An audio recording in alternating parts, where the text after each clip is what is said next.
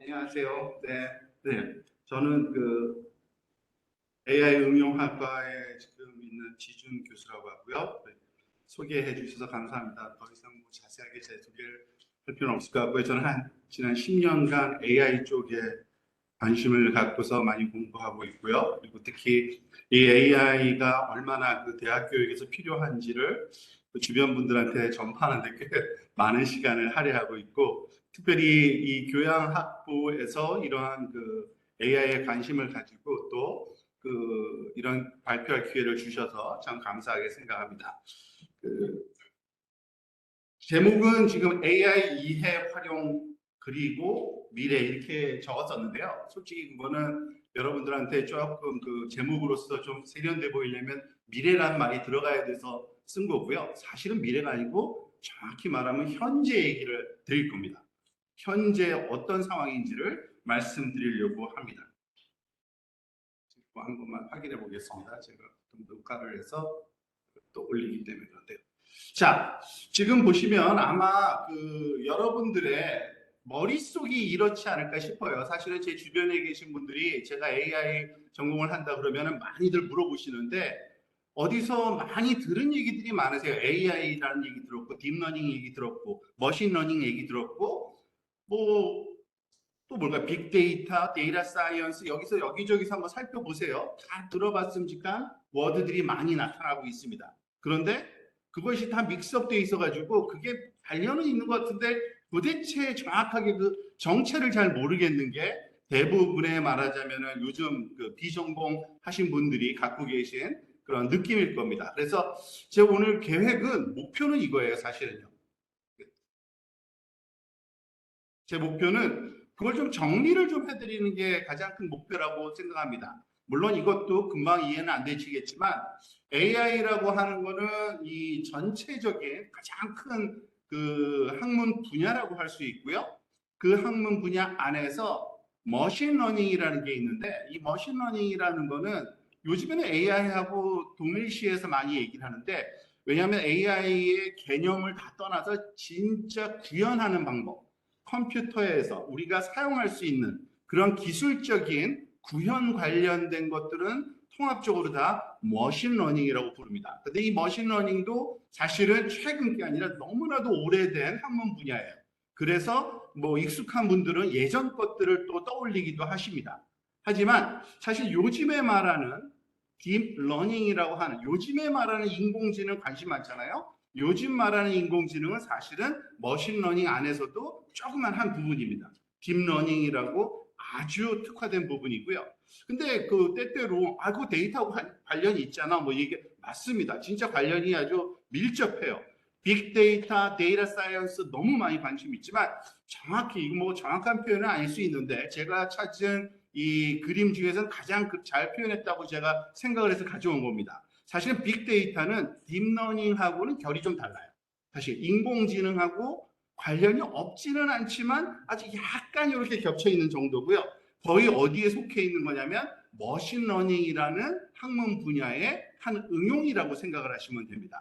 그 내용을 차근차근 한번 좀 설명드려서 아마 끝날 때쯤 됐을 때 여러분들 머릿속에 이게 정리가 되기를 저는 좀 기대하고 진행을 해보겠습니다. 자, 다시 한번 인공지능에 대해서 한번 정의를 내려봅시다. 사실은 인공지능의 학생들한테 제가 얘기할 때는 인공지능 두 개잖아요. 인공은 다 이해를 해요. 사람이 만든 건 인공이니까. 근데 지능이 애매한 겁니다. 근데 인공지능 학자들도 애매해요. 이 지능이 뭘 말하는지 잘 몰라요. 그거는 수십 년째 지금 토론 중입니다. 그런데 하지만 우리 주변에 인공지능으로 구현된 것들이 많아요. 그래서 그걸 보고서 역으로 거기에 공통된 요소들이 바로 인공지능이구나 라고 생각을 하시면 되고요. 좀 더 간단하게 일상적으로 커뮤니케이션 할 때 편한 식으로 얘기를 드리면, 여기서 말하는 지능은 절대적인 지능을 얘기하는 게 아니라 사람의 지능을 얘기하는 겁니다. 왜냐하면 지능적이라는 거는 사람만이 갖고 있는 요소가 아니거든요. 근데 사람이 갖고 있는 지능을 보통 우리가 말할 때 그걸 구현한 거, 인공지능이라고 얘기를 합니다. 그러니까 기준이 사람이라고 보시면 돼요.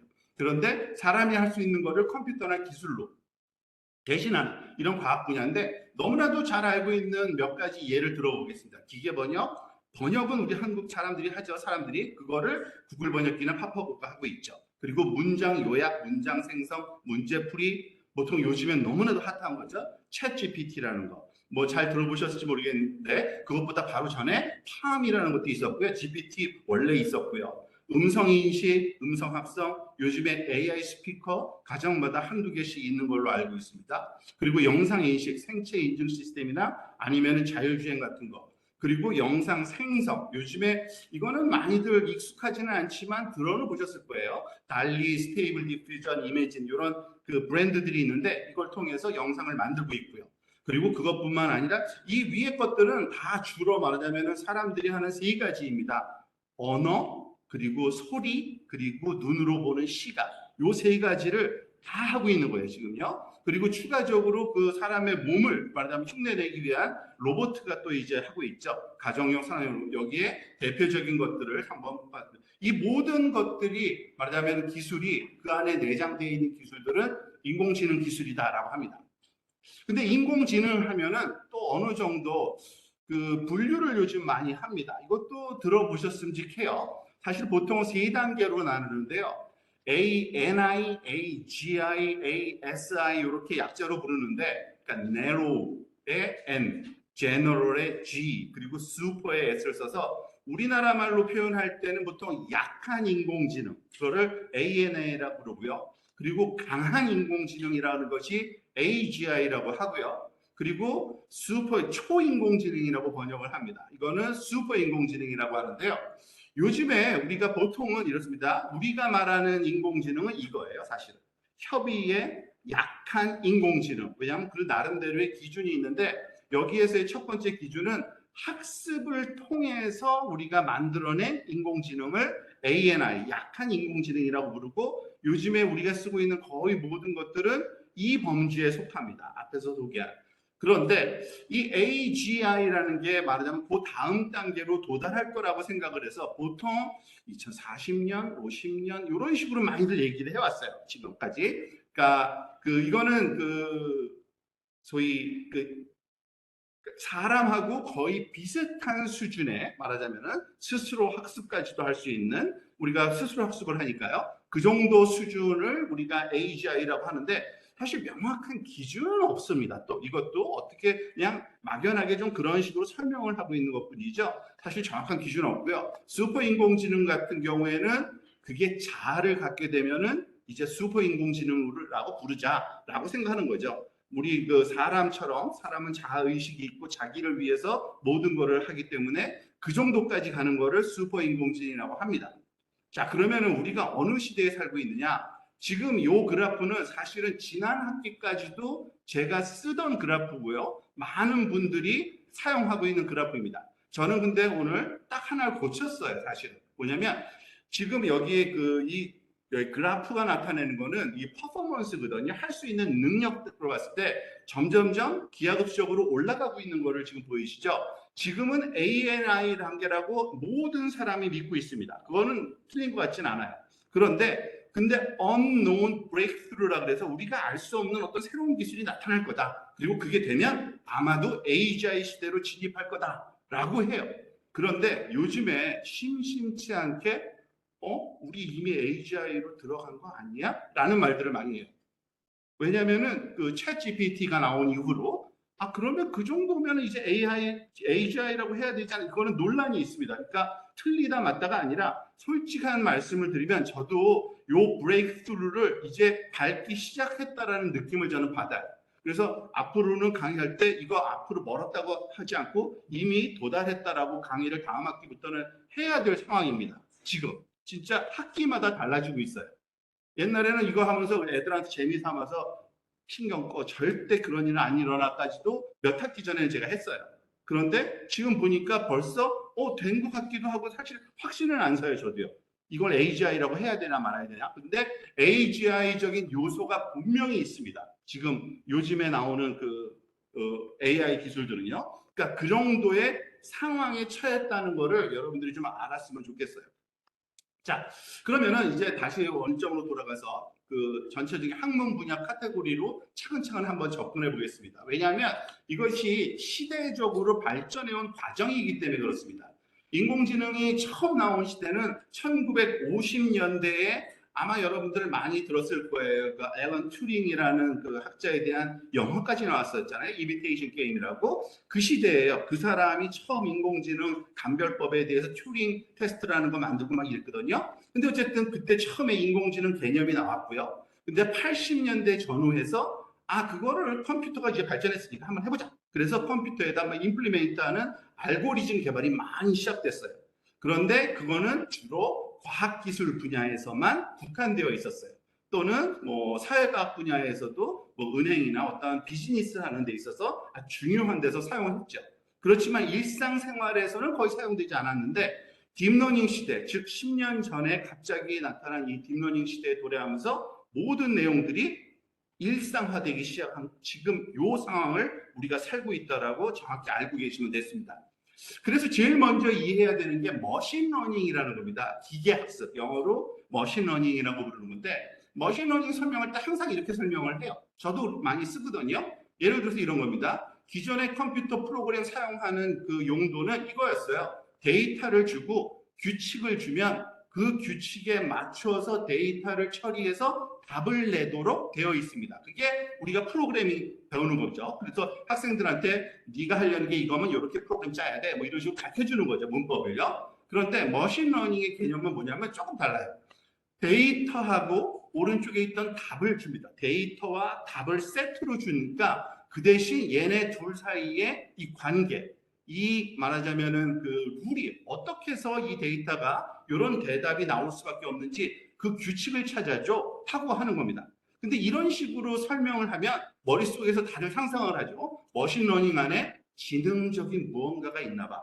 걔가 이해해서 답을 주나 봐. 이렇게 하기 때문에 무지하게 어려운 말하자면 학문 분야가 돼버립니다. 그 순간. 그래서 제가 고안한 방법이 이거 하나를 더 슬라이드를 요번에 만들었는데 사실은 그게 아닙니다. 여기서 오해하면 안 되는 게 기존의 프로그래밍에서 평균을 구하려면 데이터 예를 들어서 456, 456 6개의 데이터를 주고서 평균을 내야 할 때 어떻게 하냐면은 다 더해. 그리고 개수로 나누죠. 이 규칙을 가르쳐 주겠죠? 그러면은 5하고 당연히 계산이 나오죠.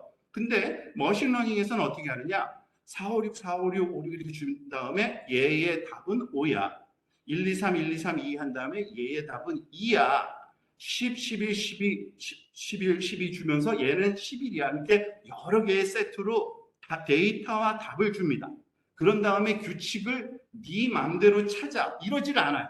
절대 그렇게 하면 아무도 못하죠. 지가 천재입니까? 지가 사람입니까? 어떻게 하느냐? 나는 규칙이 나름대로 정해져 있어요. 나는 무조건 곱셈하고 덧셈만 할 거야. 뭘 곱해서 더해주면 요 답이 나오겠니? 이렇게 물어봐요, 사실은. 이게 그 말하자면 그 저희 머신러닝에서는 어떤 규칙을 주긴 줍니다. 근데 그 규칙이 굉장히 일반적인 규칙이에요. 정말이지 덧셈과 곱셈만으로 이걸 계산해라고 해요. 다른 함수는 절대 못 쓰게 합니다. 그 정도는 찾을 수 있을 것 같지 않아요? 그러면 얘가 어떻게 찾느냐면 맨날 규칙을 보니까 요 개수로 나누어진 n분의 1이라는 거를 곱해서 더해주기만 하면 평균값이 나오거든요. 그거를 수학적으로 요 개수를 찾는 거는 솔직히 그 선형대수를 좀 한 사람들은 다 알아요. 굉장히 쉬운 이런 수식, 이거 푸는 방법이 있습니다. 머신러닝은 그런 거라는 겁니다.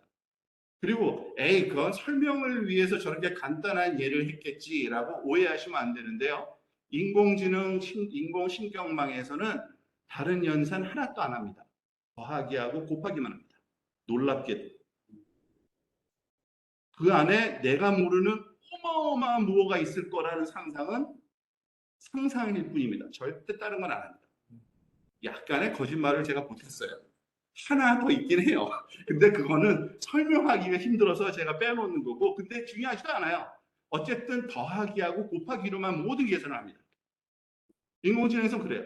그 대신 그때 곱해져야 되는 값이 뭔지만 찾아 이거예요. 항상.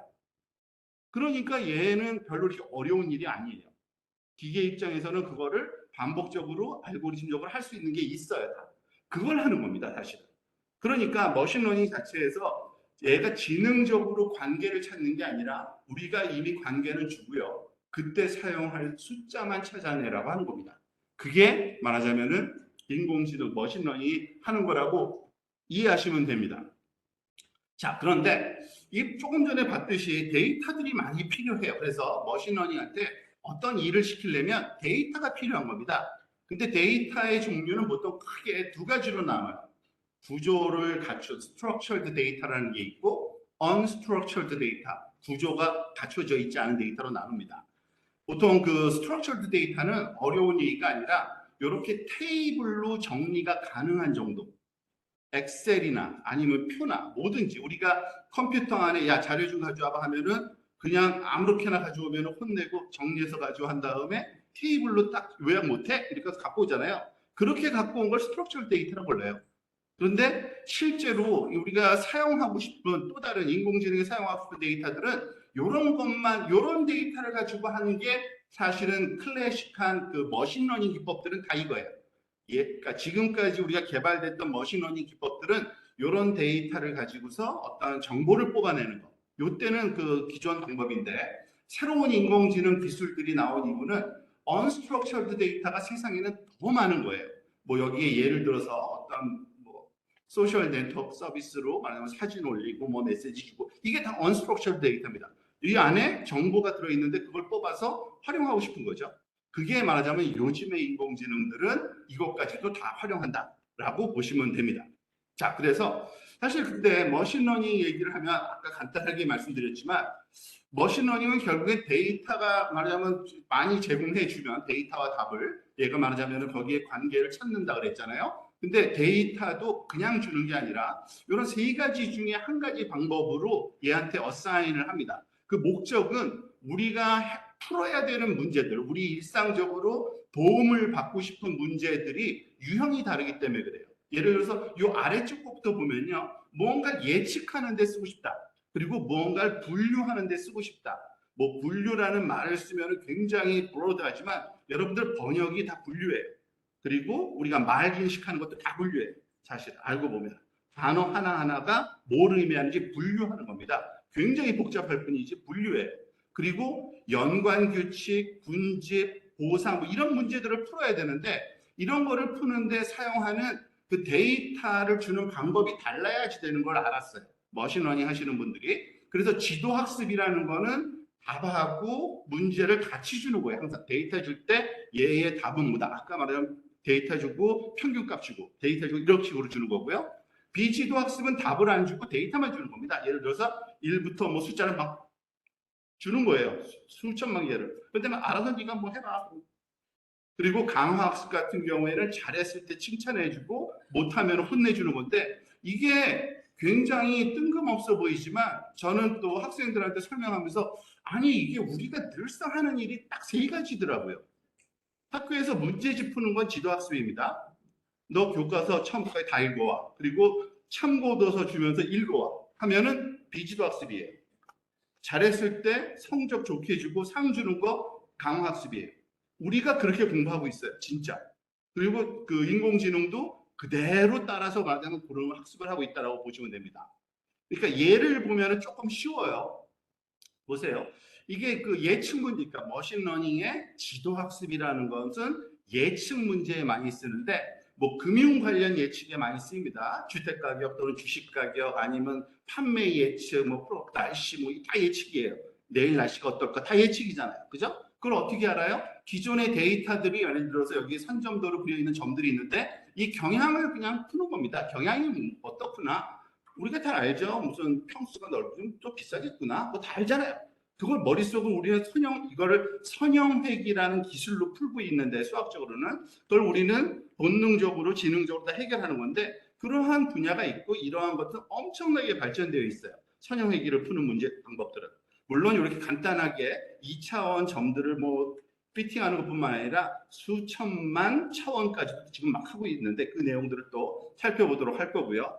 그리고 분류 문제, 우리가 DB 마케팅, CRM, 시장조사, 광고조사, 의학연구 여기 뭐 나열하기도 힘들어요. 사실은 아까 살짝 말씀드렸지만 굳이 여기서 언어를 뺀 이유는 사실은 머신러닝이 아니라 그거는 딥러닝 영역으로 가야지만 설명이 가능하기 때문에 빼는 건데 어쨌든 이 분류 문제 이것도 의사결정 트리 또는 랜덤 포리스트라 그래가지고 아주 잘 알려져 있는 알고리즘이 있어요. 즉, 저 파란색 점과 이런 그 빨간색 세모가 2차원 공간상에서 이렇게 분포할 때 새로운 데이터가 들어오면 걔가 파란색 그룹일지 빨간색 그룹일지 예측하는 요 영역을 만들어줘 하면은 얘가 만들어주는 거예요. 그러니까 굉장히 쉬워지죠. 문제를 풀 때. 그런 것들이 다 이미 되어 있습니다. 또 비지도 학습의 대표적인 게 군지파라고 하는 K-means 알고리즘이라고 너무 유명한 게 있어요. 이거는 이런 데이터가 지금 왼쪽에 점들이 그냥 똑같은 색깔의 점들이라는 거는 아무런 의미 없이 말하자면 X, Y 그 좌표 값으로 쫙 던져주면 알아서 이 데이터는 아무래도 세 개의 그룹인 것 같아요 라고 세 개의 그룹으로 나눠서 얘네들이 한 그룹이고 얘네들이 한 그룹이고 얘네들이 한 그룹인 것 같습니다. 분석해줘요. 이런 건 전통적인 머신러닝 알고리즘 중에 너무나도 많이 있습니다. 고객 분석, 시장 분석, 문서 유사성 분석 이런 때 많이 사용합니다. 자, 또 하나 연관 규칙이라는 거 이거 한때 참 재밌어가지고 사람들이 또 많이 했었는데 별거 아닙니다. 지금 장바구니를 들고 있는 어떤 아바타가 하나 있는데 이 친구의 영수증을 쭉 살펴봤더니 그러니까 어떤 슈퍼마켓의 고객들의 영수증을 살펴봤더니 밀크를 산 사람들이 식빵도 사고 에그도 사고 휴지도 사는데 같이 산 그 퍼센티지를 보니까 빵을 같이 산 사람은 한 71%, 계란은 한 43%, 그리고 휴지를 29%. 그러면은 이 슈퍼마켓 입장에서는 어떻게 하겠어요? 밀크 옆에다가 식빵을 살짝 갖다 놓는 거예요. 그러면 판매가 증대되는 겁니다. 그런 식의 관련성을 찾는, 물론 아주 너무나도 자명한 한 예를 든 거고, 아마 모르긴 몰라도 요즘에 여러분들 집 앞에 있는 걸 뭐라 그러죠? 스토어를? 편의점. 죄송합니다. 편의점. 편의점에 가보시면은 저는 갈 때마다 느끼는 건데 정말 거기에 그 매장의 그 배열이 생뚱맞은 게 너무 많아요. 그게 괜히 생뚱맞은 게 아니라 분석 결과 훨씬 더 효율적이라는 거죠. 같이 산다는 겁니다, 사람들이. 그래서 계절마다 말하자면 상황마다 다 바뀌어요. 이게. 그런 거를 하는 게 그런 정보를 찾아내는 게 소위 머신 러닝의 비지도 학습의 말하자면 그거라고 볼 수 있고요. 강화 학습 조금 설명은 힘들지만 여러분들 혹시 저는 예전에 한 번은 해본 지 잘은 안 하지만 그 컴퓨터에 기본으로 들어있는 컴퓨터 중에 그 지뢰찾기라는 게 하나 있어요. 그건 뭐냐면 정말 시간 때우기 좋은 건데 툭툭툭 눌러보면은 운 좋으면은 쓱 통과되고 운 나쁘면은 팡 터져서 죽어버리잖아요. 근데 하다 보면은 점점 잘해요. 그게 강화학습이에요.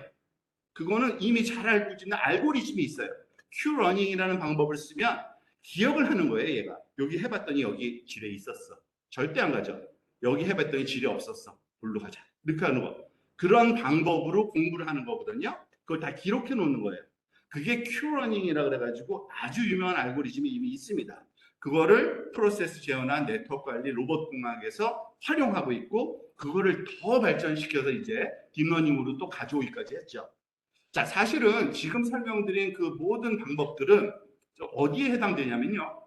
조금 폰트가 깨져서 어긋났는데 사실 인공지능에 실질적으로 구현하는 방법인 머신러닝이 있다고 얘기를 했습니다. 근데 그 머신러닝에 우리가 풀고자 하는 예측 문제, 분류 문제, 군집 문제 또는 보상 문제들 이런 것들을 풀 수 있는 알고리즘들이 너무 많이 개발되어 있어요. 선형회귀, 랜덤 포레스트, 이름이 이렇다는 겁니다. 아까 설명드린 것들이 다시 그 요약본이고요. 근데 얘네들은 주로 뭘 갖고 하느냐? 스트럭처 데이터를 가지고 하는 겁니다. 이미 잘 정돈된 데이터를 가지고서 분석을 해서 우리가 원하는 그런 결과를 뽑아내는 거죠. 그런데 실질적으로 요즘에 우리가 응용을 이걸 하려다 보니까 실생활에 사실은 그 대상이 스트럭처드 데이터가 아닌 거예요. 왜냐하면 사진 그리고 말하자면 이메일 또는 그 사람의 말하자면은 클릭한 패턴 이런 것들인데 그런 것들은 unstructured 데이터고 그런 요구가 있어서 그리고 기술이 발달해서 그게 딥러닝으로 해보자예요. 딥러닝이 뭐냐? 좀 너무나도 무책임한 여기서 설명이 있는데 예측 문제 신경망으로 풀자예요. 분류 문제 신경망으로 풀자예요. 문제도 신경망으로 풀자. 보상 문제 신경망으로 풀자. ETC 예전엔 꿈도 꾸지도 못했던 문제 신경망으로 하자. 그걸 지금 하는 거예요. 지금. 그런 얘기는 뭐예요? 뭔지 모르겠지만 얘가 다 하는 거예요. 얘가. 그러니까 얘만 이해하면은 요즘에 인공지능이 뭘 하는지가 이해되는 거고 요즘에 딥러닝이 뭘 말하는지가 이해가 되는 겁니다.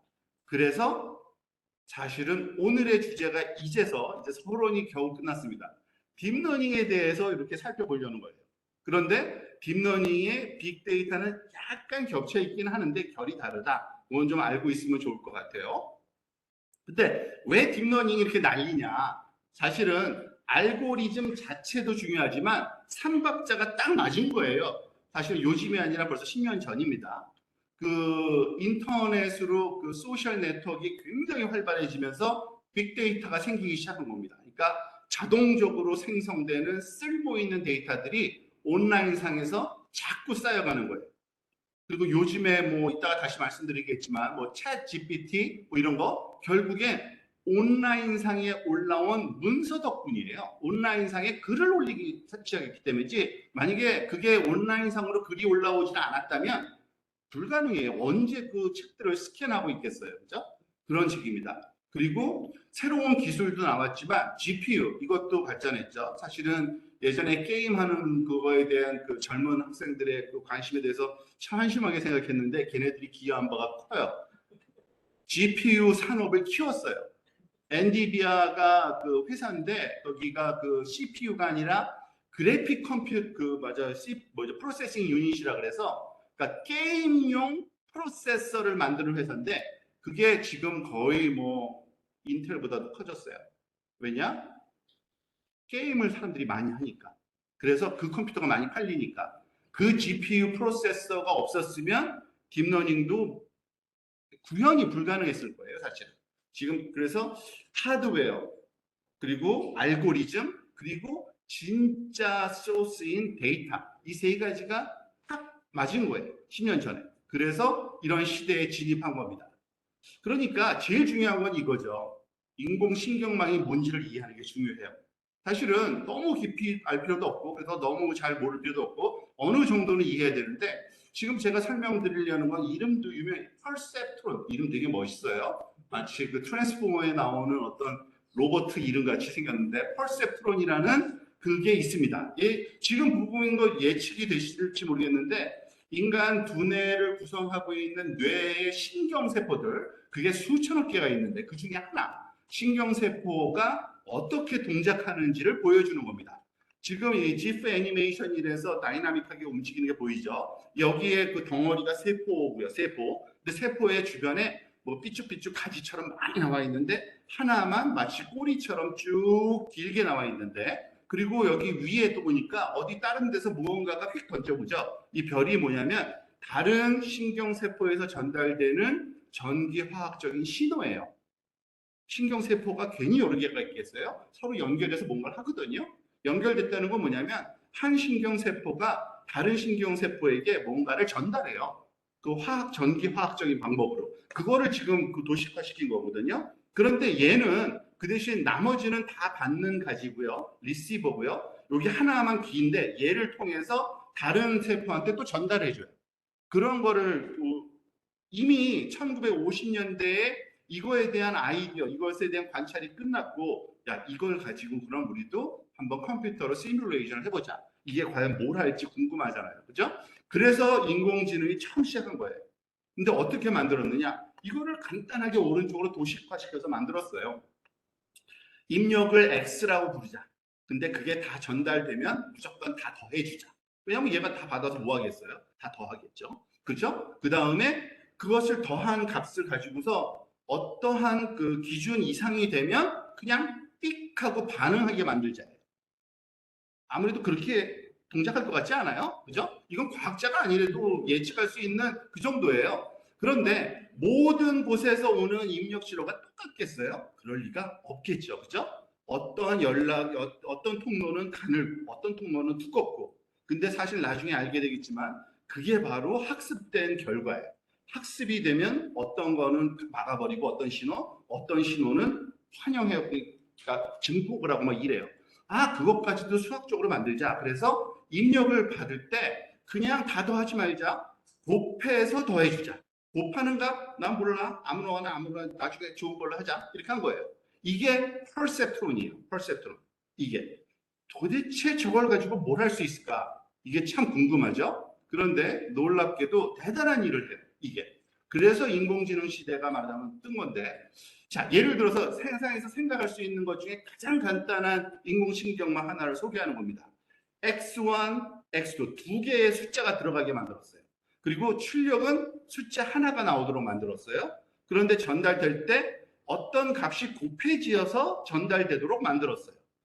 그런데 그 대신 얘가 그냥 무조건 곱하고 더, 아까 제가 곱하고 더하기만 한다 그랬잖아요. 진짜예요. 뉴런 네트워크인데 그걸 가지고서 그냥 결과를 그냥 출력하지 말고 그 값이 0보다 크면 1, 0보다 작으면 0. 그러니까 얘는 가만히 있거나 1을 내보내거나 둘 중에 하나만 하도록 시킨 거예요. 딴 거 아무것도 안 해도 돼 하면서 1 또는 0만 해. 그런 거예요. 그런 게 이게 함수로 만들어 놓은 게 이게 퍼셉트론이라는 함수예요. 아주 간단한 거죠. 이 정도는 수학 그렇게 잘할 필요도 없어요. 곱하기 하나 한 다음에 더하고 그래서 여기 스레시홀딩이라고 그래가지고 이렇게 인기함수라고 그려놨는데 막 간단한 거죠. 항상 0인데 얘가 0보다 크면 그때 1이라고 내보내 이거예요. 근데 그랬더니 그걸 가지고 뭘 알아냈느냐? 이게 가능하다는 거예요. 어떻게 가능하냐? 이렇게 파란색 점들로 이루어진 데이터가 있고 빨간색 점들로 이루어진 데이터가 2차원 평면상에 있다. 즉 결국엔 두 개의 값이 하나의 쌍이라는 얘기죠. X1, X2라는 뭐 이런 식으로 생각하면 돼요. 수평축은 몸무게, 수직축은 키. 그러니까 키가 크면 몸무게도 크겠지, 뭐 무겁겠지, 뭐 이런 식으로 생각하면 되는데 그걸 기준을 잡아서 이 정도 되면은 얘는 비만이야, 이 정도 되면 비만 아니야, 뭐 이렇게 구분을 하고 싶다 이렇게 생각을 한번 해보세요. 그랬더니 파란색 데이터 위치에 있는 값을 넣으면 무조건 1로만 나오도록 해. 이렇게 W1과 W2를 가르쳐주니까 그러니까 네가 골라봐 이런 거고 빨간색을 넣었을 때는 무조건 0만 나오게 해야 돼.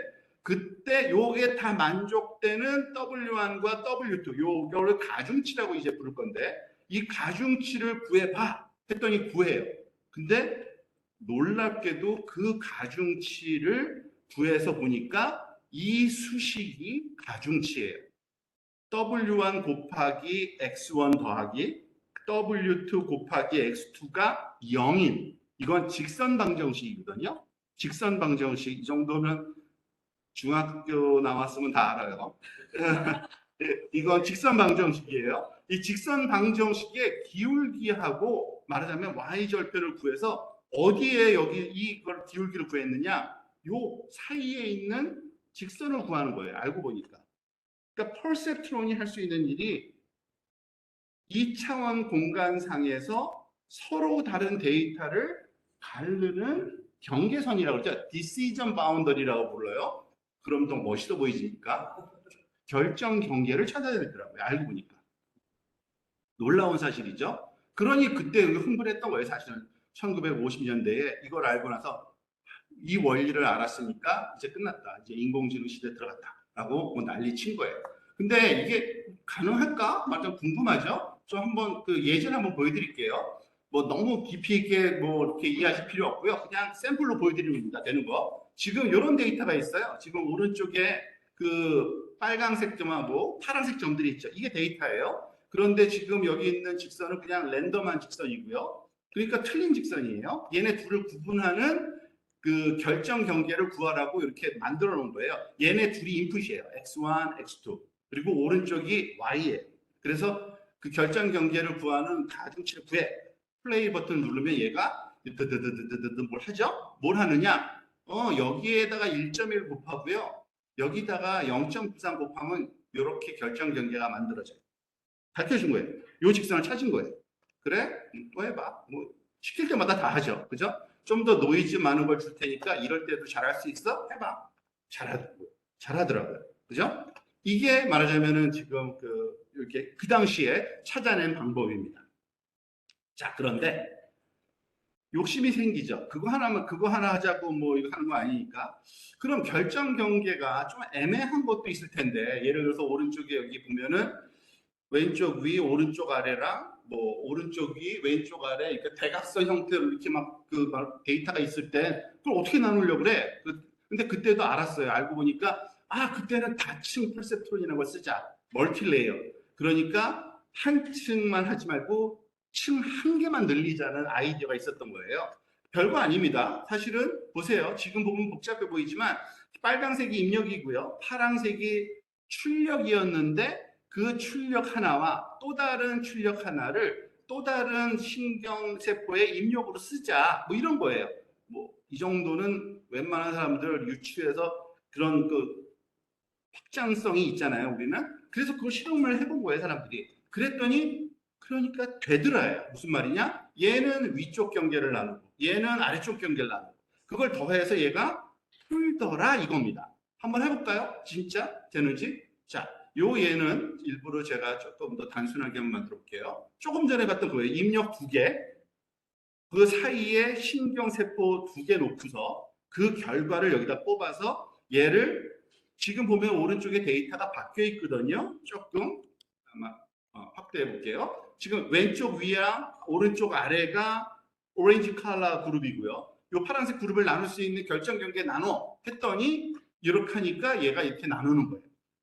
이거부터 보여드려야 되는군요. 사실은 이렇게 하면은 뭘 해도 안 돼요. 즉 신경세포 두 개를 가지고서 나누라고 하면 이렇게 나눈 건가? 아니면 이렇게 나누든가. 왜냐하면 직선으로 뿐이 못 나누니까. 그래서 신경망에 한 층을 더 넣어서 다시 해봐. 그랬더니 얘가 이렇게 나눠요. 두 줄로 이렇게 나누는 거죠. 완벽하지는 않아요. 그죠?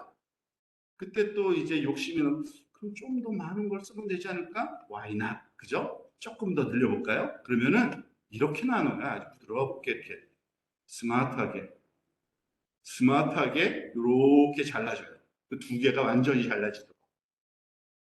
노이즈를 좀 넣으면은 좀 더 이쁘게도 나오기도 하고요. 이게 가능하구나. 지금 여기 보세요. 뭔가가 움직이는 게 뭘 하는 거예요? 노드라는 용어를 쓰는데 노드와 노드 사이에 가중치 값을 어떻게 해야지 입력과 출력이 우리가 의도한 대로 나오는지를 찾는 게 인공신경망이 하는 일, 그게 다예요. 얘는 그것뿐이 안 해요. 요 값만 구하는 거예요. 요 사이의 값. 네가 원하던 값대로 이렇게 나눠볼게 하면서 이렇게 할 때는 또 이렇게 되고 이렇게 나눠지기도 하고 얘가 제일 잘했네요. 그죠? 이렇게 위쪽 오른쪽 잘 나눈 거죠. 이게 인공신경망이 하는 일이다라고 보시면 됩니다. 자, 그런데 사람의 욕심은 한이 없죠. 그죠? 근데 2차원 데이터 나누자고 이거 한 거 아니거든요. 그러면은 이걸 가지고서 분류 문제잖아요. 지금 분류 문제를 하는 거예요, 사실은. 근데 그 빨간 점하고 파란 점 나누자고 이거 공부하는 거 아니거든요. 목적은 뭐예요? 9라는 숫자를 9라고 읽고 7이라는 숫자를 7로 하고 이런 걸 분류를 할 수 있어? 이미지를 한번 그것까지도 시도해 보는 겁니다. 자, 그러려면 어떻게 하느냐? 이런 식으로 해요. 여러분들 지금 이미지를 제가 픽셀 단위로 그림을 그려놓은 거예요. 여기 9라는 숫자가 보이시죠? 근데 이거를 굉장히 저해상도로 본 거예요. 28 픽셀 바이 28. 그러니까 픽셀이 뭔지는 아시죠? 그림의 한 화소, 그죠? 한 화소가 28개, 28개. 근데 그건 뭐예요? 하나하나가 숫자예요, 숫자. 동그라미는 다 숫자예요. 앞으로 동그라미. 근데 밝은 색은 뭐예요? 큰 값이라는 뜻이고 어두운 거는 좀 낮은 값이라는 얘기예요, 지금요. 28 곱하기 28 하면 784예요. 그러니까 입력이 아까 설명드릴 땐 두 개였는데 x1, x2. 이제 x1부터 x784개가 들어가야 되는 거예요. 입력으로. 결과값은 뭐냐? 출력으로 하나만 나왔는데 아까 true다, false다. 이번에는 0인지, 1인지, 2인지, 3인지 이렇게 가르쳐줘야 되잖아요. 그러니까 출력 노드가 바뀌어요. 출력 노드가 10개로 샥 바뀌는 겁니다. 숫자 인식을 푸고 싶다 하면은 똑같은 인공지능이지만 뭐만 바뀌었냐? 입력해둔 숫자 개수랑 출력되는 숫자 개수만 바뀐 거예요. 놀랍게도. 다른 거 하나도 안 달라졌어요. 지금 보세요. 근데 저걸 어떻게 집어넣어? 한 줄 한 줄 잘라서 한 줄로 쭉 만든 다음에 그 다음에 입력하고 출력에는 10개 노드 만들어 놓고서 이걸 계산하는 게 숫자 인식 프로그램입니다. 인공신경망으로 하는. 그런데 우리가 원하는 건 뭐냐? 얘가 들어가면은 제일 끝에 게 1이고 나머지 못하게. 예를 들어서 7이라는 게 들어가면은 7번째의 노드에서 1이고 나머지는 0. 그렇게 되면은 우리가 원하는 게 그거잖아요, 사실은. 그죠? 우리가 원하는 거 단순해요. 숫자 이미지를 잘게 잘라서 픽셀 단위로 신경망한테 넣어준 다음에 그 넣어준 그 결과가 뭘 한다고요? 곱하고 더하기 뿐이 아니에요. 곱하고 더하고 돼서 어떻게든지 7번째에 1이 나오게만 만들어줘야 돼요. 그러면 얘가 그거를 해낸다는 얘기입니다. 2를 집어넣으면 2에서 만들어주는 거예요. 그러면은 이상하죠? 도대체 얘가 뭘 하길래? 도대체 얘가 그 안에 지금은 간단하게 그려놨지만 사실은 간단하지 않을 거야. 저 안에 진짜 똑똑한 누군가가 있어서 판단하고 있어. 그건 말이 안 되죠. 그죠?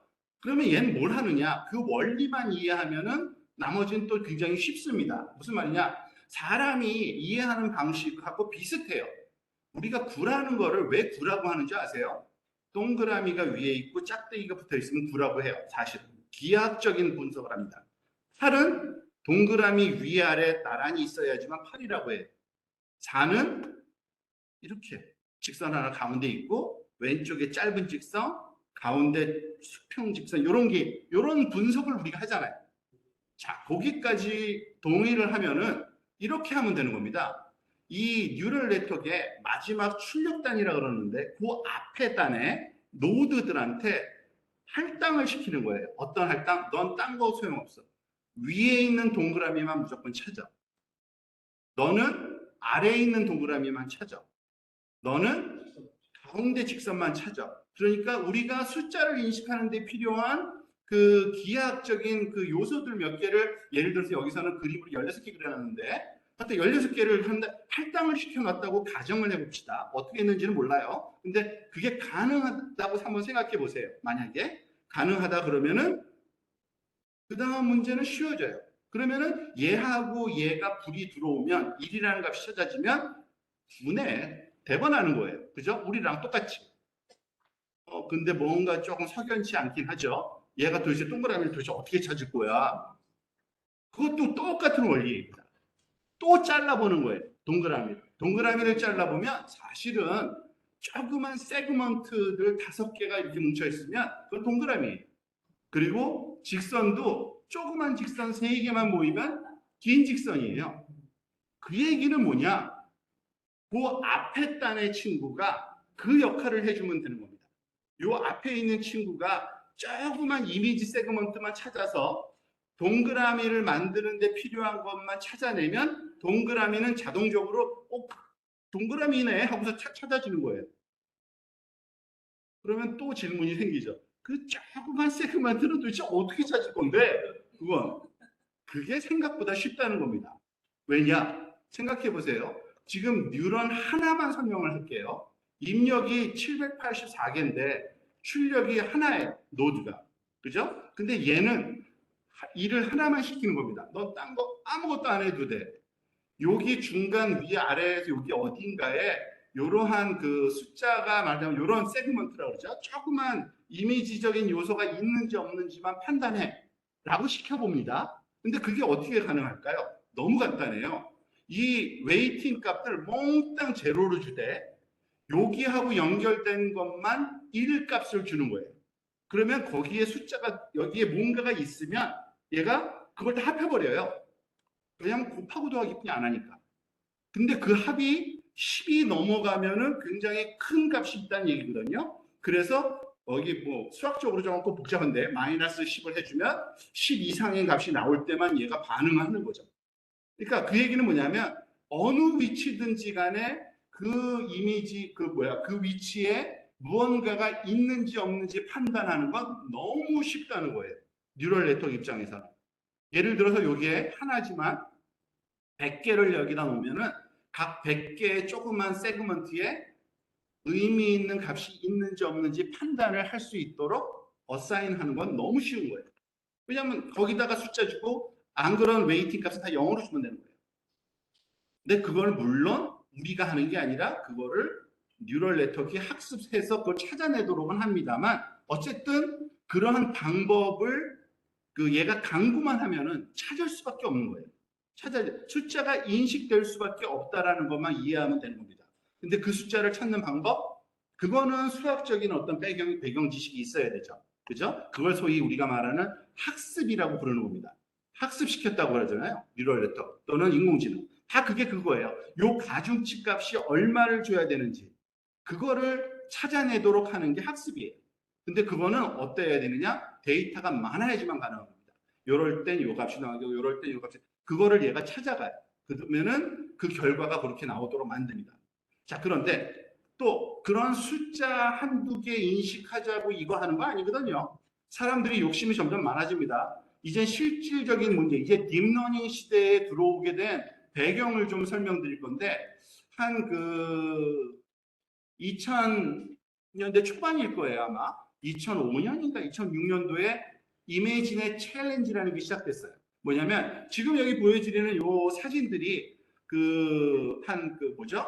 120만 장 뿌려요. 120만 장을 뿌려요. 그 연구자들한테. 이것 좀 말하자면 한번 테스트해 보세요. 그 대신 여기에 어떤 대상들이 있느냐? 한 1000개의 대상들이 있습니다라고 가르쳐줘요. 예를 들어서 여기는 마이트, 이게 벼룩인가요, 마이트가? 그리고 컨테이너십, 그리고 모터 스쿠터, 이렇게 중요한 라벨이 붙어 있죠. 레오파드. 근데 그것만 있는 게 아니라 그 사진 안에 사실은 몇 가지 더 있어. 여기 블랙 윈도우, 여기 검은색 창이 붙어 있잖아요. 그죠? 그리고 카크로치, 하여튼 등등등 굉장히 5가지 이상의 말하자면은 5가지 정도입니다. 아마 그럴 거예요. 5가지의 아이템, 그러니까 라벨링이 붙어 있어요. 그 그림을 설명하는 게. 이게 훈련 자료예요. 훈련 자료. 이게 훈련 자료인데 그거를 한 120만 개를 훈련 자료로 뿌렸어요. 그 다음에 학습시켜서 실험을 해라. 그 대신 10만 개를 테스트 자료 주면서 여기서 퍼포먼스가 얼마가 나오는 걸 테스팅을 시켰어요. 2012년도에 처음 딥러닝으로 얘가 기존의 머신러닝 방법으로 사람들이 많이 했어요. 이걸로 해보고 저걸로 해보고 많이 해봤는데 안 돼요. 그러다가 26% 이게 에러예요, 에러. 틀린 게 한 26% 틀리던 거를 반 정도 줄였어요. 한 15.3%로 엄청 줄였어요. 근데 얘가 한 거는 요게 사실은 박스로 표현됐지만 요게 소위 인공신경망에서 층이라는 개념이거든요. 1층, 2층, 3층, 4층, 5층, 6층, 7층 7개 층을 쌓아서 처음으로 해봤더니 이만큼에서 사람들이 난리가 났었어요. 야, 이렇게 잘 되는구나. 딥러닝이 얘가 진짜 가야 할 길이구나. 구글이 가만히 안 있죠. 기계 있겠다, 연구자 있겠다, 돈 있겠다. 우리는 50개 쌓을래 하면서 쭉 쌓았어요. 그랬더니 6.67%로 더 떨어졌어요. 그랬더니 그냥 무조건 깊게 산다고 되는 게 아닌가 봐. 이렇게 한번 해보면 어때 하고 2015년도에 어떤 연구자가 레즈넷이라는 걸 만들었는데 이렇게 중요하지 않아요. 이런 식으로 쌓으면 더 정확히 했더니 3.57%의 에러율로 떨어졌어요. 그게 대단한 건가? 잘 맞춘다고? 대단합니다. 왜냐하면 사람이 했을 때는 5%의 정확도가 나와요. 사람이 하면. 근데 그거를 넘어선 시기가 2015년도예요. 그러니까 비주얼 퍼셉션 또는 비주얼 레코그니션의 정확도가 인공신경망으로 했더니 2015년도에 사람보다 나아졌어요. 이때가 언제냐면은 요 다음 해가 알파고가 이세돌을 이긴 해예요. 2016년도가. 그러니까 이미지 프로세싱 쪽에서는 그 전해에 이러한 일들이 일어난 거죠. 사람을 뛰어넘기 시작한 거죠. 자, 그러면 그래서 좀 연구자들이 하는 건 그렇다고 치고 그게 우리 일상생활에서 어떻게 사용할 건데 지금 너무나도 많이 쓰이고 있다는 걸 여러분들한테 조금 설명을 좀 드리려고 하는 겁니다. 자, 여기서부터는 이제 조금 다 프랙티스라고 보시면 되고요. 한번 해볼게요. 가능하면은 직접 구현을 한번 해보려고 합니다. 저는 이거 하나 고쳐야 되는데 비디오를 제가 꺼야지만 이게 동작할 겁니다. 아마 아실 거예요. 티처블 머신은 이제 너무 고등학교 학생들을 지난달에 지금 우리가 AI 소프트웨어 캠프 하면서 가르쳐봤더니 한 반 이상 정도는 이제 알고 오더라고요. 이런 거를 경험해봤다고요. 파이썬 알고 티처블 머신도 학교에서 선생님이 학교에서 갖고 놀았대요. 아무것도 아니에요. 지금 보세요. 여기서는 그냥 여러분들이 같이 할 수 있으면 좋은데 시간도 없고 하니까 제가 그냥 빨리빨리 진행해 볼게요. 얼마나 간단한지. 이미지를 입력을 해가지고 예를 들어서 제가 여기다가 마스크를 쓴 이미지를 여기다 한번 입력을 해볼게요. 어떻게? 아주 간단하게요. 그리고 마스크 쓴 이미지를 다양하게 한번 제가 넣어볼게요. 여기다가 다양하게. 이게 제가, 근데 잘못된 거는 이렇게 지워있죠? 필요 없는 거. 이거는 마스크 쓸 때. 자, 마스크 쓴 이미지가 굉장히 많이 들어왔어요. 이런 데이터랑 노 마스크를 쓴 거는 마스크 안 쓴 이미지를 또 한번 넣어서 이미지를 이제 학습을 한번 시켜보려는 거예요. 간단하게. 이 데이터와 이 데이터 라벨은 마스크와 노마스크인데 학습해 하면은 얘가 학습을 해요. 그냥 학습 데이터 준비를 좀 정하는데 지금 보세요. 좀 기다리려는데 딱 되더니 됐거든요. 자, 얘가 노마스크가 100% 나오죠. 마스크 쓰면은 100% 마스크 썼다고 나와요. 그죠? 노마스크, 마스크, 노마스크, 마스크. 인공신경망을 뒤에 놓고요. 그걸 학습시킨 거예요. 데이터는 얘를 입력으로 쓰고요. 얘를 입력으로 쓰고요. 얘가 들어갔을 때는 마스크라고 반드시 나오도록 약속한 거예요. 얘가 들어가면 노마스크. 그걸 학습시킨 거예요. 아마 다른 분이 와서 여기 서 있어도 마스크, 노마스크는 구분이 될 거예요. 근데 틀릴 수도 있어요. 근데 그때는 왜 틀리냐? 데이터가 부족한 거예요. 그때는 그분 얼굴도 여기다 좀 넣어놓으면 이제 학습이 되는 거죠. 그렇죠. 그거 가능합니다. 그런데 저건 뭐 이미지는 되게 쉽네. 오디오도 가능해요. 오디오도 너무 가능합니다. 근데 오디오는 시간 관계상 이걸 할 필요가 있을지 모르겠는데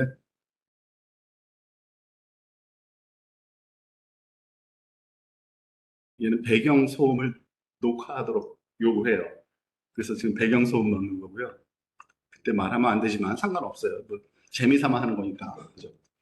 지금 배경 여기 지금 가만히 보면 이건 중요한 건 아닌데 지금 소리가 어떻게 들어가고 있냐면 소리를 내면 이렇게 밝아지잖아요. 그러니까 특정한 주파수 성분이 들어가는 거예요. 그래서 그거를 사실은 이미지로 만들어요. 그래서 그걸로 예를 들어서 여기다가 제가 도 하고서 도,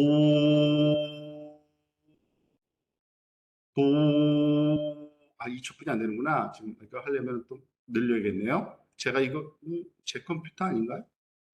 이걸 늘려놨는데 많이 너무 오래 걸려서 빨리빨리 해볼게요. 10초. 도, 도, 도, 도, 힘들다. 이게 좀 힘든데 최소한도 8개인데 12개 들어갔으니까 뭐 됐고요. 도미 보통은 수업에서는 도미솔 하는데 너무 늦으니까 그러면 시간이 허비되니까 도솔만 할게요. 솔.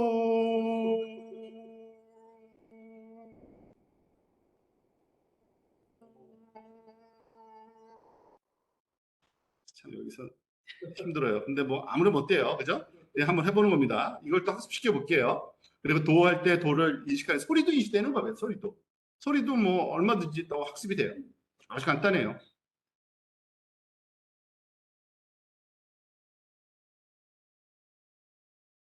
지금 요거는 지금 시간이 조금 그러니까 여기 하네요. 도 100%라고요. 솔 얘가 여기 밑에 솔에서 라벨이 붙죠. 솔 도 그러니까 다 되는 거예요. 그러니까 이거 자체가 이 퀄리티는 아무 의미도 없고요. 사실은 이렇게 인터랙티브하게 간단한 학습이 다 된다. 원리를 다 이해하고 있다. 네 주변에 학생들한테 가르칠 때는 다 이미 우리 주변에 그걸 쓸 수 있는 상황이 됐다. 이게 더 연구하고 싶으면은 그거 공부하면 된다. 뭐 이런 식의 포즈도 있는데 그건 시간 관계상 조금 생략을 하도록 하겠습니다.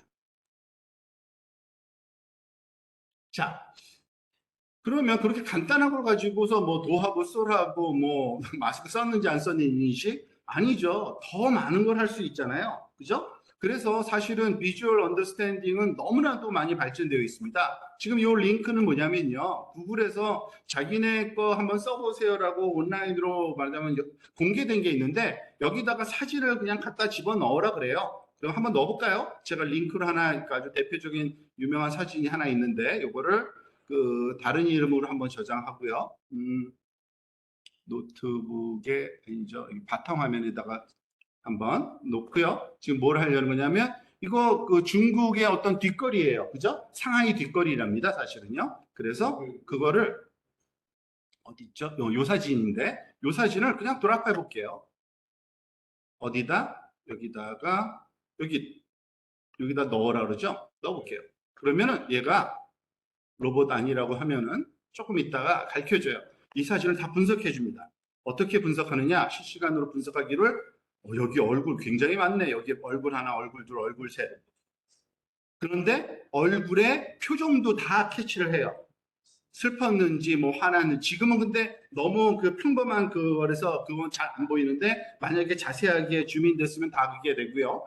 얼굴이 지금 찾은 게 7가지인데 거기에 얼굴 각도까지도 다 나오고요. 지금 그죠?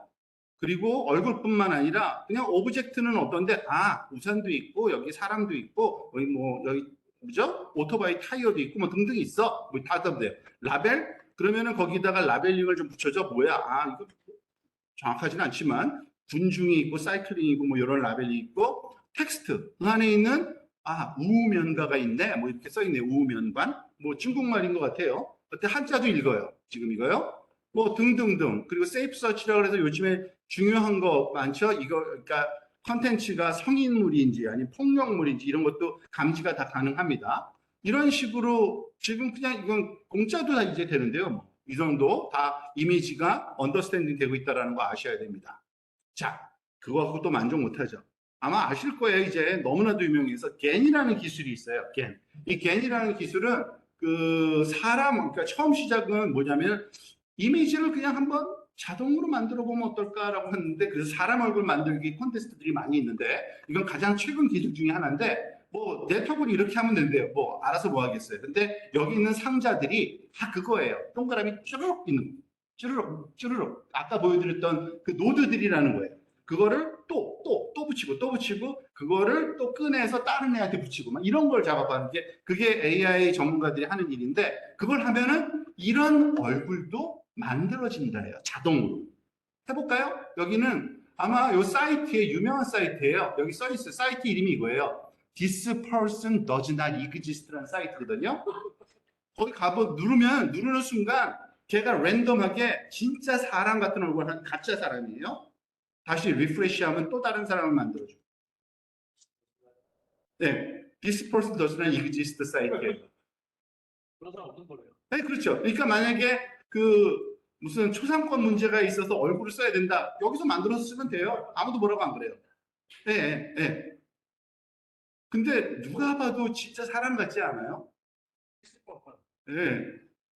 그래서 재미없으니까 This cat does not exist라는 사이트도 만들어요.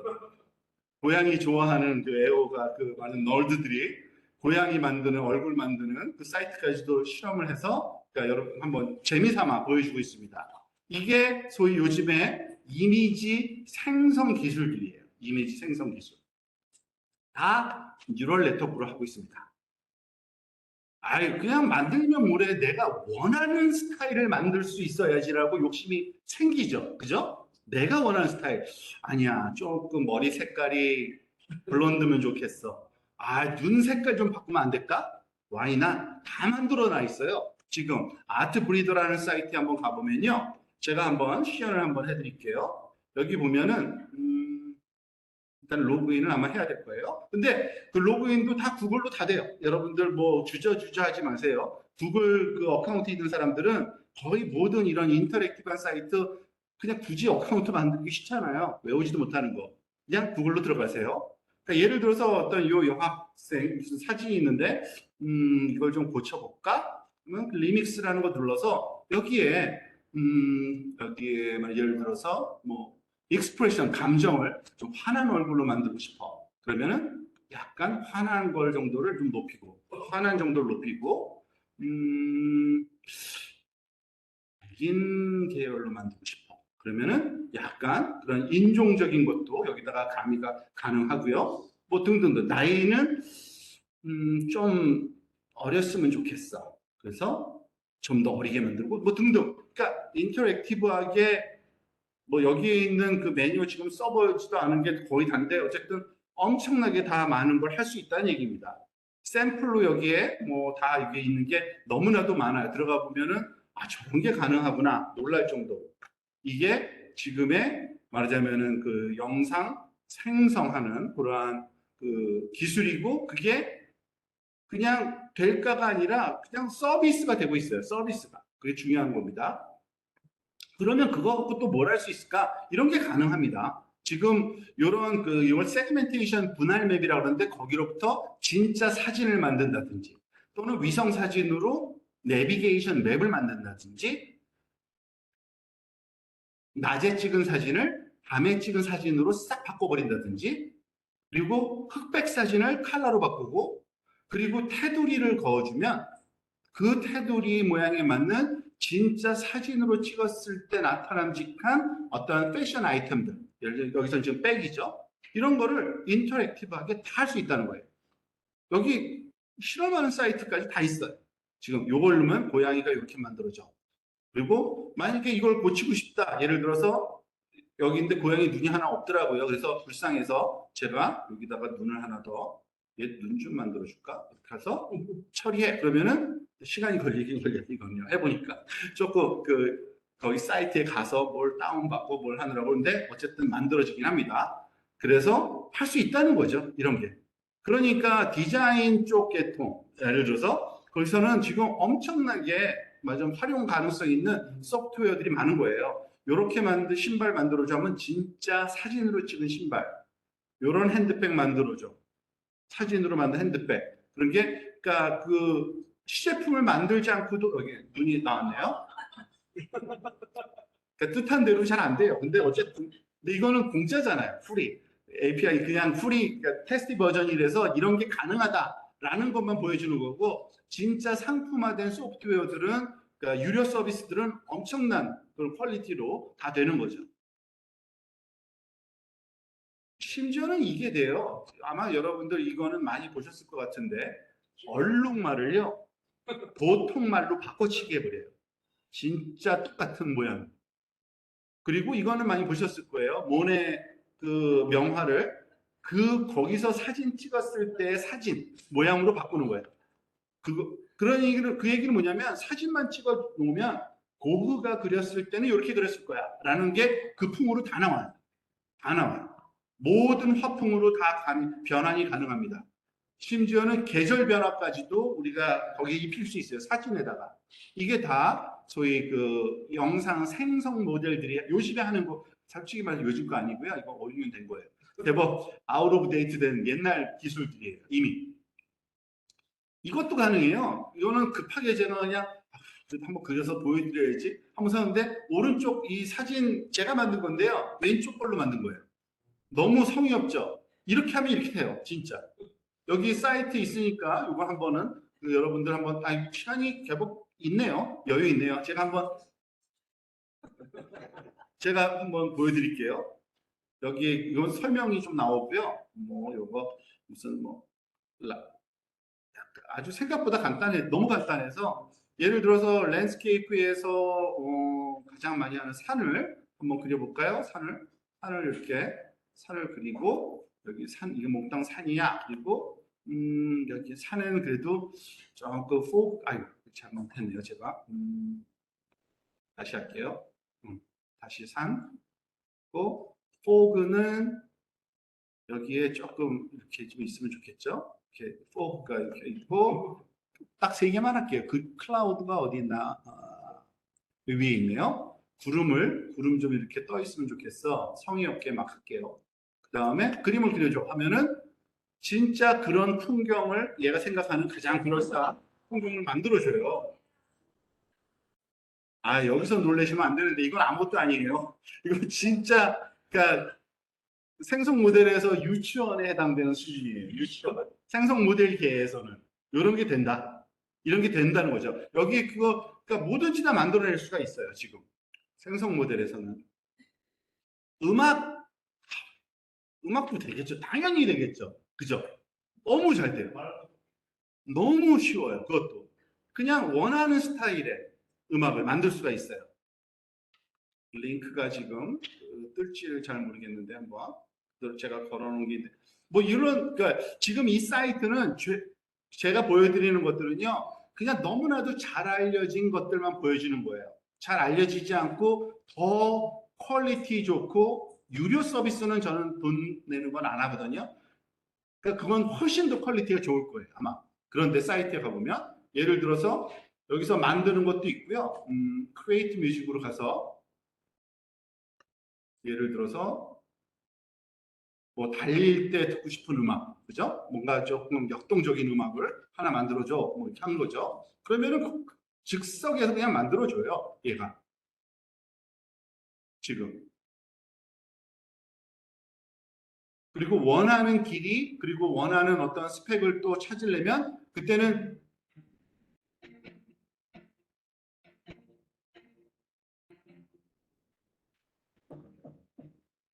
모르겠어요. 약간 달리고 싶어지세요? 그런 느낌으로 만들어 내라 그랬더니 이렇게 만들어낸 거예요.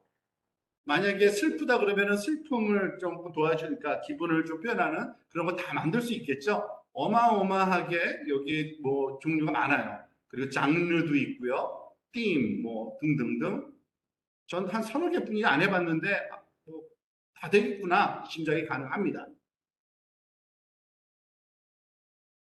자, 이제 현실적이 아닙니다. 자연어 처리로 가볼까요? 여기서부터는 또 저게 그러니까 이미지나 소리는 어떻게 보면은 디지타이즈 되어 있는 걸 우리가 다 알아요. 이미지는 사실 숫자인 것도 알고요. 소리도 그 저장하는 방법이 뭐든지 간에 이게 세기가 크고 작고를 나타내서 소리를 해서 그러니까 어떤 숫자인 걸 알기 때문에 숫자를 뭐 이렇게 바꾸는 건 말이 되는 것 같아요. 근데 언어는 얘가 도대체 어떻게 이해를 하지? 언어를 배우지도 않았는데, 그죠? 크기하고 이거는 언어는 그 카테고리예요. 그러니까 모든 게 다 하나, 모든 단어가 다 다른 거예요. 절대 말하자면은 그 뭐 관계성이라는 게 없어요. 그러니까 언어 안에서만 의미를 가져요. 언어를 하시는 분들은 알겠지만. 근데 그게 할래 학습을 시키는 게 가능할까? 가능합니다. 근데 지금 여기 너무 유명한 건데 이건 뭐 흔한 거거든요. 텍스트 요약하는 거 진짜 많이 필요하거든요. 한번 직접 한번 해볼까요? 제가 여기 신문 기사도 하나 가장 요즘에 핫한 그 대학교의 그 개혁이 필요하다라는 어떤 기사가 있길래 그걸 한번 가져와 볼게요. 그냥 여기서 너무 길어서 이거 읽기 싫더라고요. 그래서 요만큼을 컨트롤 C 카피해가지고요. 요 사이트로 한번 이거 흔하게 찾을 수 있는 텍스트 요약 사이트예요. 한글을 그냥 페이스트 할게요. 집어넣었어요. 그리고 여기 밑에다가 6문장으로만 짧게 한번 줄여봐. 이렇게 했어요. 그랬더니 이렇게 나와요. 한번 읽어볼까요? 6줄인데 이걸 안 읽을 수 없죠. 지자체와 지역대학, 국가교육위원회 간 협력으로 지역대학 교육 생태계를 구축해야 한다는 주장이다. 문장이 말이 돼요. 우리 한글인데 지역대학이 혁신대학으로 거듭나기 위해 대학별 특성과 자율성 확대가 전제되어야 된다고 말 되네요. 그죠? 등등등등 뭐 박성수 국장이 무슨 얘기했고 시도지사 교육감들도 이런 얘기했고 대학 대전환 추진 계획을 내놨다. 이렇게 이런 게 돼요. 그리고 이거 잘 안 쓰더라고요. 저도 잘 안 쓰는데 서비스가 되고 있어요. 이미 네이버는요. 네이버 뉴스에 가보면요. 여기 조그맣게 잘 안 써서 그렇지 로봇 모양이 있거든요. 얘가 요약봇이에요. 그래서 한 3줄로 줄여줘요. 항상 모든 기사를. 아는 사람만 쓰는 거예요. 그러니까. 그 젊은 애들이 지식 습득 속도가 빠를 수밖에 없어요.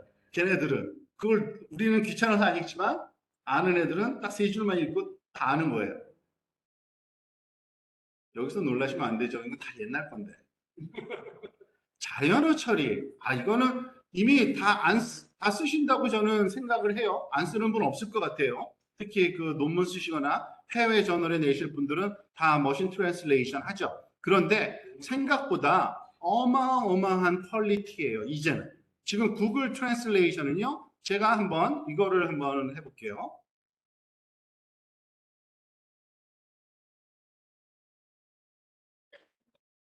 자, 지금부터 제가 테스트를 위해서 한번 말을 해보는데 이것이 스피치 투 텍스트라는 그 알고리즘으로 텍스트화 되고 있는 거고요. 실시간으로 그리고 같은 시간에 실시간으로 번역까지 되고 있어요. 영어로. 그 얘기는 뭐냐면 제가 이걸 멈추고 이걸 틀으면 동시통역인 거예요. I'm going to speak once for a test, and this is in text and data with an algorithm called speech to text.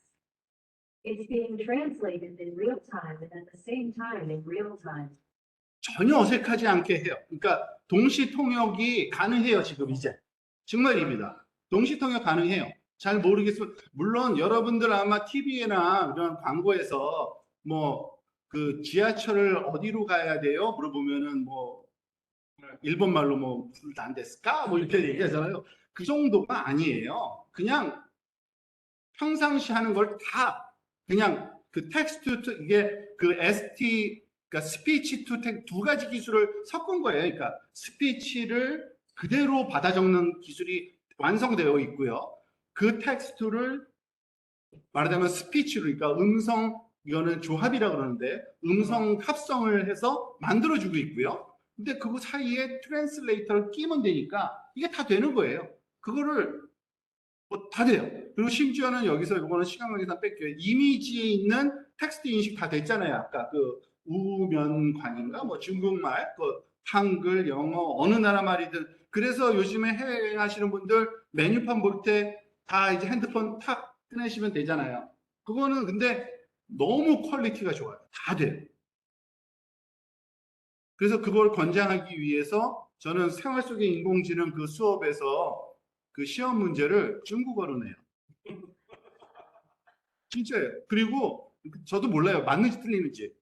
그냥 중국말로 번역해 놓은 다음에 문제를 그냥 내요. 그리고 핸드폰 써도 좋다예요. 알아서 번역해서 문제 다 풀어요, 근데. 잠깐만요. 지금 제 프레젠테이션이 어디로 가버렸네요. 잠깐만요. AI 마이너스.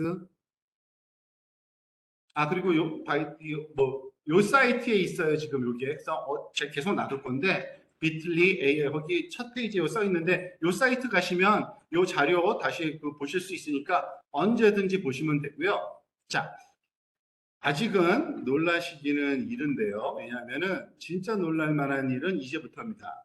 최근 작년부터 이런 그 변화가 아주 급변하고 있어요. 지금 여러분 아시겠지만 그 텍스트 투 이미지가 나온 다음부터 아마 달리라는 걸로 더 많이 알려져 있긴 해요. 걔네들이 제일 먼저 시작했어요. 오픈 AI 달리. 근데 그런 게 우후죽순처럼 많이 나오고 있어요. 지금.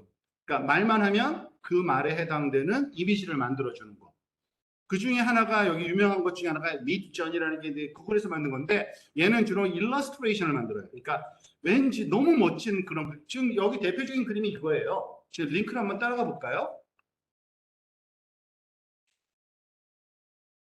링크를 따라가서 이 커뮤니티 쇼케이스를 한번 볼게요. 그러니까 이건 인터랙티브하게 하는 시간이 조금 기다려야 되거든요. 여기서 만든 그림들 자랑하는 거는 서로 내가 만든 건 이래. 서로 지금 컨테스트를 맨날 해요. 근데 이런 그림들을 말로 만든 거예요. 말로. 해상도가 믿어지지가 않아요. 진짜. 솔직히. 그리고 여기 나오죠. 여기 혹시 여기 그걸 제공해 주나? 그걸 프롬프트라고 여기서는 보통 부르는데 여기서 요즘 인공지능 쪽의 전문 용어로 그러니까 그때 사용했던 그 말이 뭔지 그게 그 말을 그대로 따라하면은 이 정도의 퀄리티가 나온다 뭐 이런 겁니다. 근데 네? 아, 그렇죠. 그거 공개돼요. 서로. 그게 새로운 분야예요, 요즘.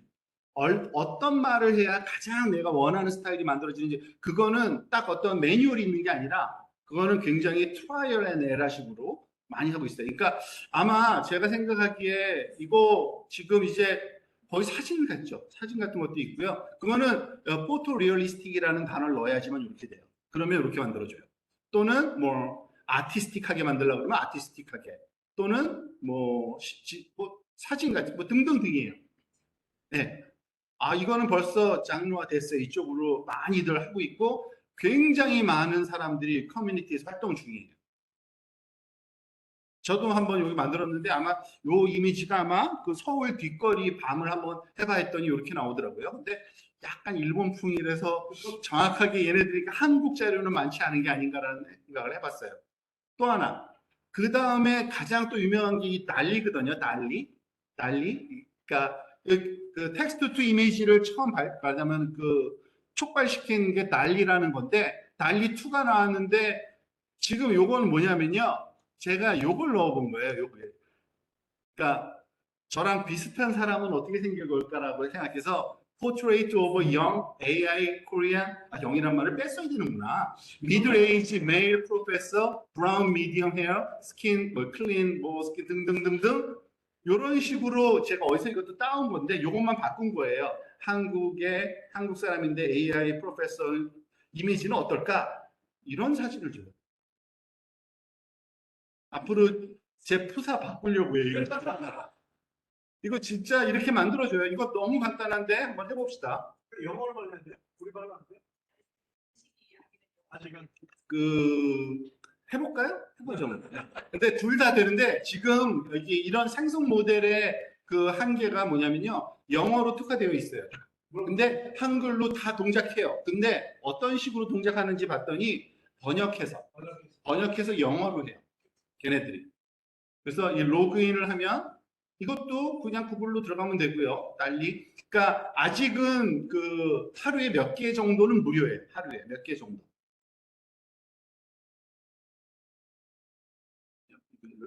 이거를 빼야지. 이거를 한번 제 0짜리를 어쩐지 조금 그 나이 먹어 보이지도 않고 늙어 보이지도 않고 애매하더라고요. 근데 내가 0을 지우는 걸 깜빡했네요. 이게 프롬프트 집어넣는 데고요. 거기다 0자만 빼볼게요. 한번요. 이거지. Generate 해보라고 그럴게요.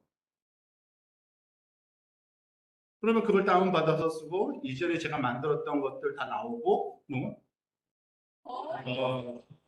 더 현실적이네요. 확실히 0을 뺐더니 조금은 약간 별로 친절해 보이지 않는, 그죠? 진짜 제 이미지네요. 근데 이런 걸 만들어요. 이런 거를 만들어요 지금.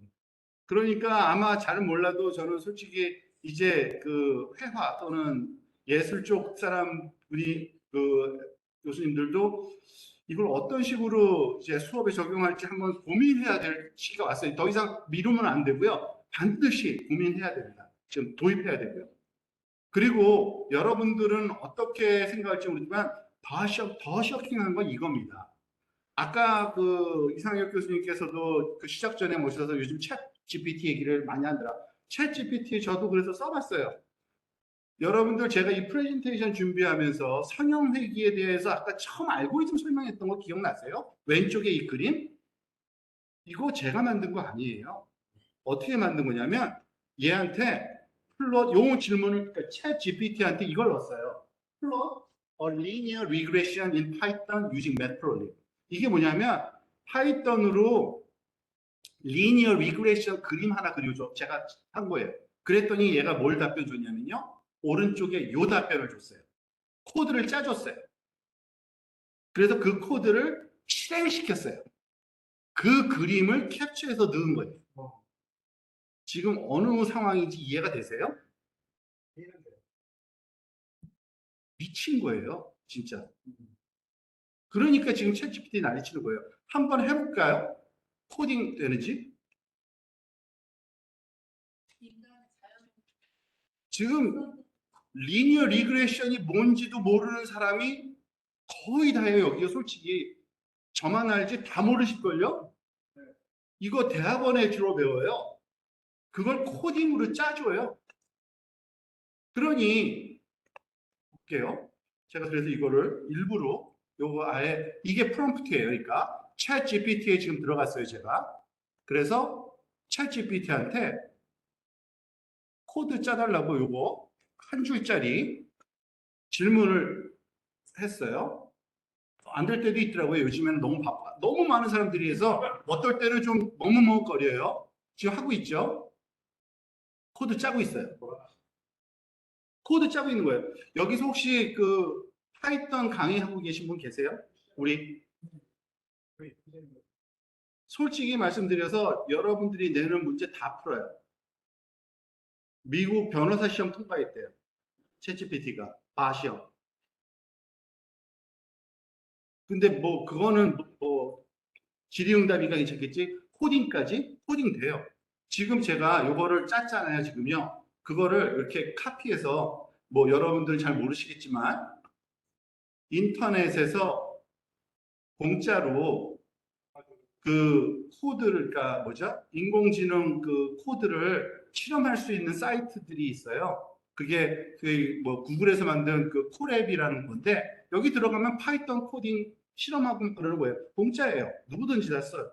여기다가 제가 그 코드를 그냥 컨트롤 V만 했어요. 그 다음에 실행을 시켜볼게요. 어떻게 되는지, 제대로 실행되는지. 예, 그때도 코드도 달라요. 어떨 때는 이 코드 썼다, 저 코드 썼다가 얘가. 근데 지금 시간 걸리는 건 별거 아니고요. 제가 요 그림을 캡처해서 프레젠테이션으로 쓴 거예요. 그러니까 여러분들한테 속인 거예요. 아는 척하면. 그러니까 그게 가능한 거예요. 모르면서도 설명이 가능한 거예요. 얼마든지. 이건 솔직히 그 무서운 걸 떠나서 이래도 되나 싶은 거예요. 지금 이제. 그래서 날린 거고요. 이것도 그래. 그거는 뭐 코드를 많이 이해하니까 코드 베껴서 쓰면 되겠지. 이건 뭐냐면요. 수학 문제예요. 그러니까 영어 읽기 귀찮으실까 봐 한글로 제가 번역해 놨어요. 아르는 체렛보다 2배 나이가 많은 바랏보다 2살 더 많아요. 아란, 바랏, 체렛 총 연령이 합하면 27이에요. 바랏 몇 살일까요? 그러면은 이거를 풀려면 물론 이거 당장은 못 풀지만 앉아서 고민하면서 몇십 분 동안 이렇게 해서 식을 만들잖아요.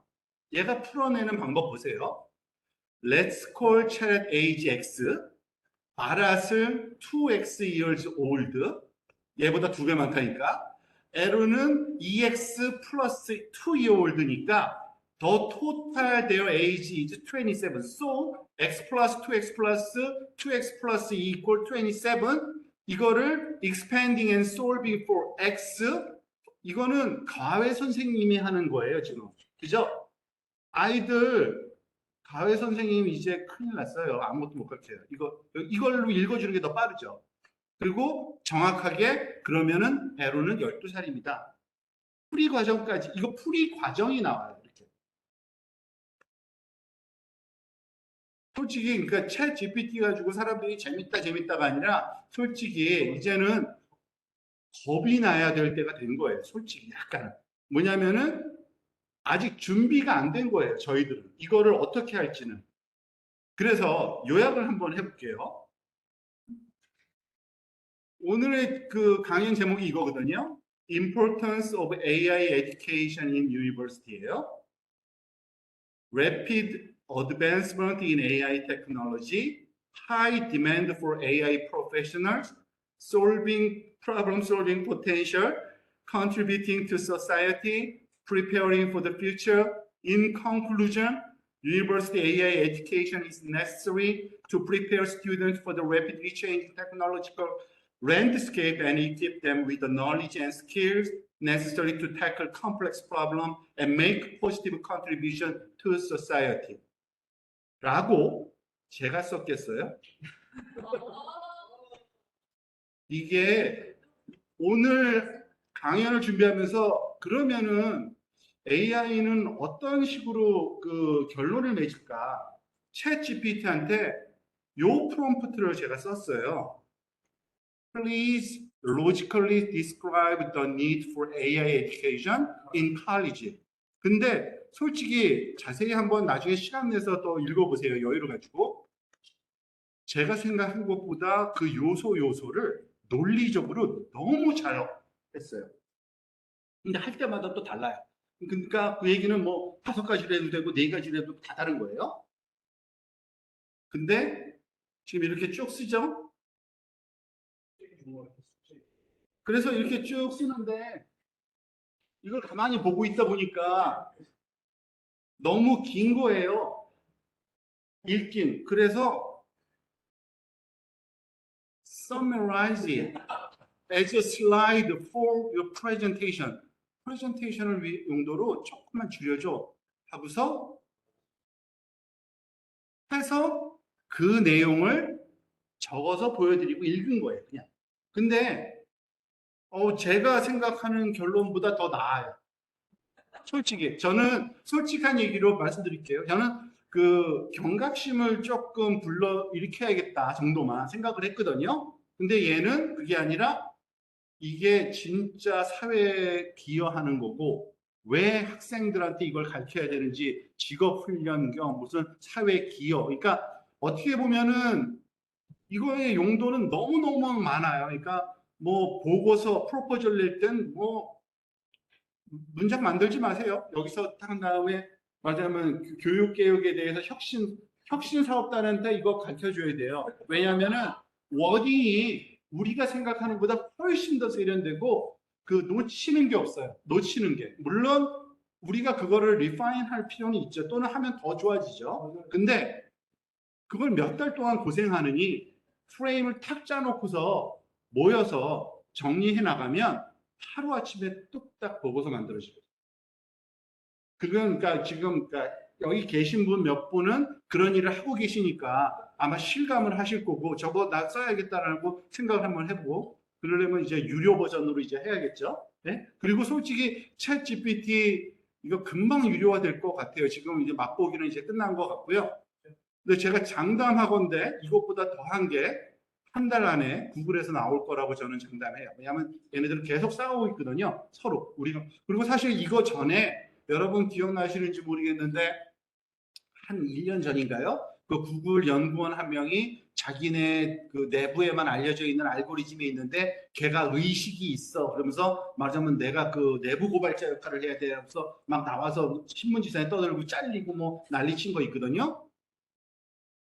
그게 이런 거를 만들고 있거든요. 많이 만들어요, 지금. 모든 AI 회사들이 이게 LMM이라 그래가지고 Large LLM, Large Language 모델이라는 건데, 그러니까 무지무지하게 큰 컴퓨터에다가 무지무지하게 큰 코퍼스를 다 학습시키는 거예요. 그러면은 말을 이해해요.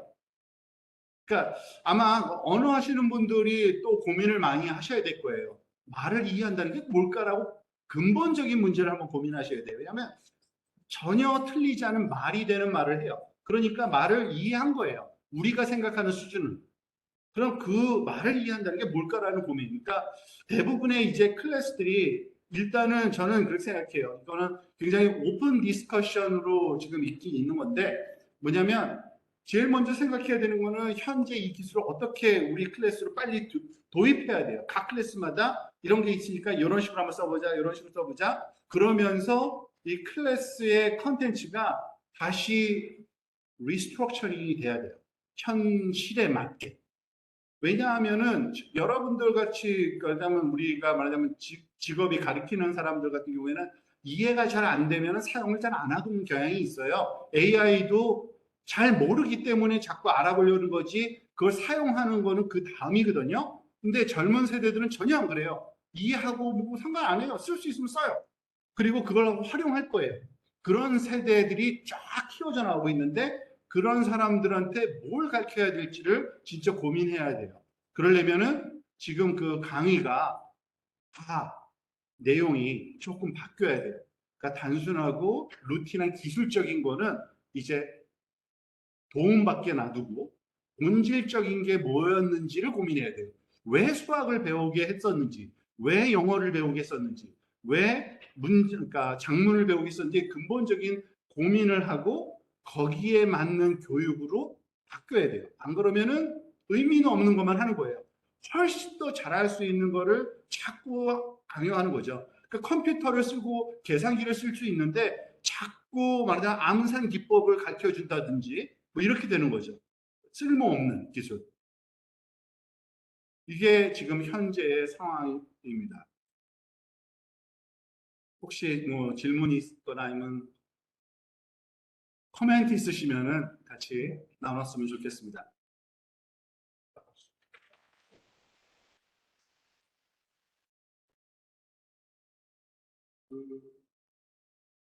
좀 충격적인 것도